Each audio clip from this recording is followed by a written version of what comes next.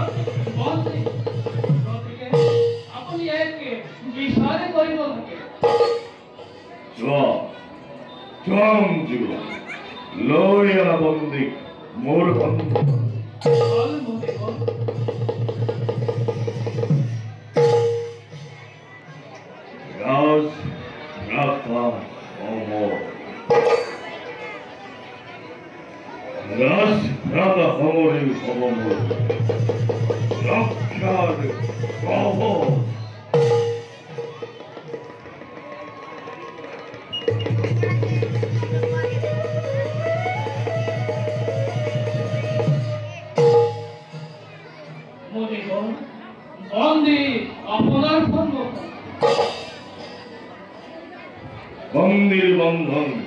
মুক্ত করে দিয়ে মন্ত্রী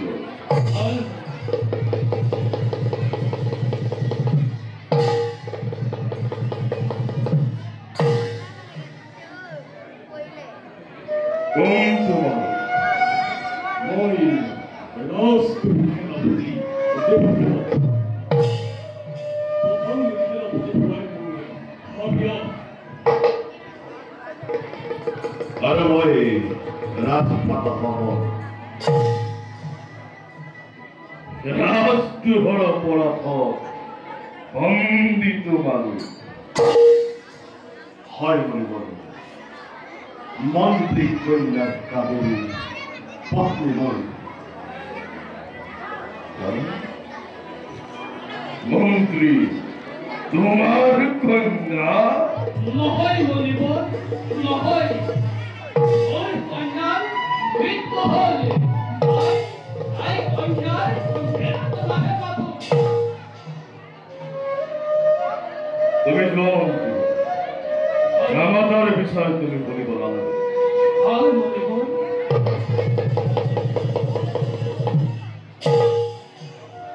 রাজ্য অভিলাষী তোমার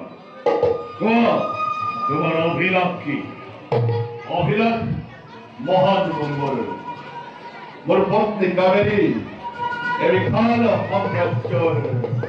একমাত্র রাজরানী একমাত্র অভিলাষ বেশ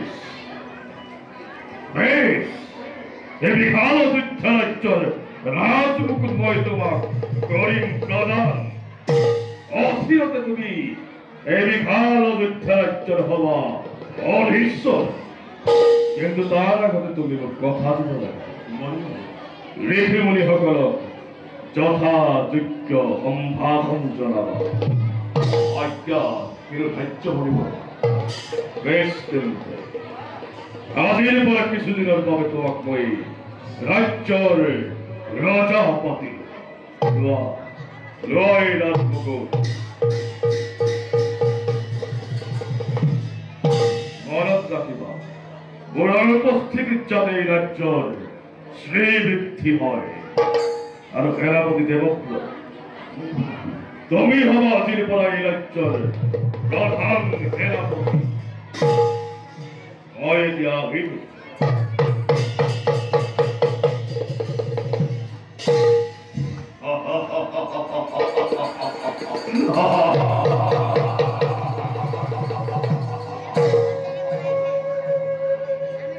নিয়তিৰ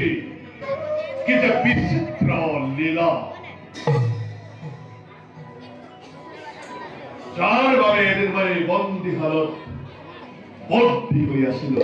মুহূৰ্ততে মুকলি হৈ আজি এই বিশাল সাম্ৰাজ্যৰ মই হলো এক শক্তি ৰজা আৰু সেনাপতি দেৱব্ৰত তুমি হলা এই বিশাল সাম্ৰাজ্যৰ প্ৰধান সেনাপতি চাবা কোনোদিন যাতে কৰ্তব্যত অৱহেলা নকৰা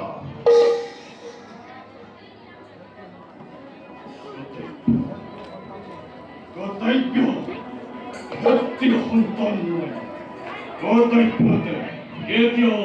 নকৰো অৱহেলা যেতিয়াই যি আদেশ কৰে নদক্ষিৰে মই কৰিম পাম মোৰ প্ৰচণ্ড আদেশ আছে মানে যত ঋষিৰ আশ্ৰম অযোধ্যাৰ নগৰে জ্বলাই দিয়া আপোনাৰ কেনে আদেশ মহাৰাজ নজনে নেকি বিশ্বামিত্ৰৰ মহত্বৰ কথা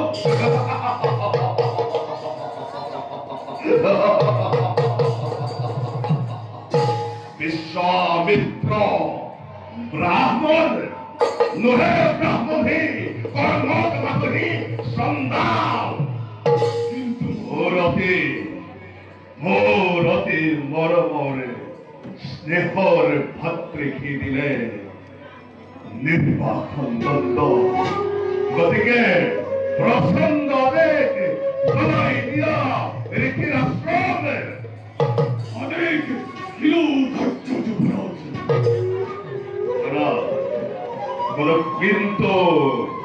কোন কিন্তু নাই কোন যুক্তি নাই কেবল আদেশ তাই দিয়া সেবারে যত ঋষির আশ্রমে ইহল মোর প্রসন্ন আদেশ ধৈর্য যুবরাজ দয়া ধর্ম সকল দিল বিভাজন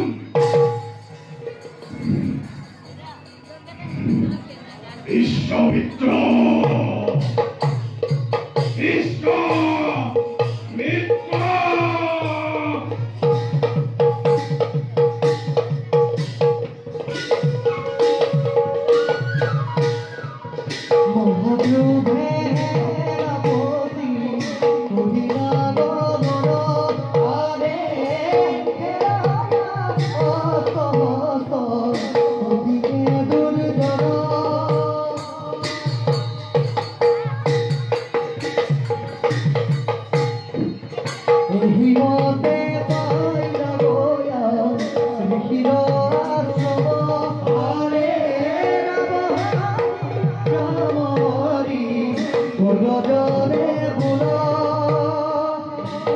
Oh!